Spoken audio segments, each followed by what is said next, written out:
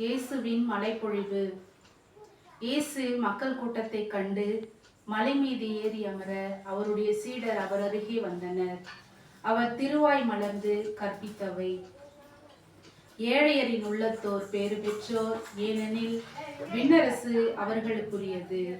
துயருறுவோர் பேறு பெற்றோர், ஏனெனில் அவர்கள் ஆறுதல் பெறுவர். கனிவுடையோர் பேறு பெற்றோர், அவர்கள் நாட்டை உரிமை சொத்தாக்கிக் கொள்வர். நீதியை நிலைநாட்டும் வெற்றி கொண்டோர் பேறு பெற்றோர், ஏனெனில் அவர்கள் நிறைவு பெறுவர். இரக்கமுடையோர் பேறு பெற்றோர், அவர்கள் இரக்கம் பெறுவர். தூய்மையான உள்ளத்தோர் பேறு பெற்றோர், அவர்கள் இறைவனை காண்பர். அமைதியை ஏற்படுத்துவோர் பேறு பெற்றோர், ஏனெனில் அவர்கள் கடவுளின் மக்கள் என அழைக்கப்படுவர். நீதியின் பொருட்டு துன்புறுத்தப்படுவோர் பேறு பெற்றோர், ஏனெனில் விண்ணரசு அவர்களுக்குரியது. ஆமீன்.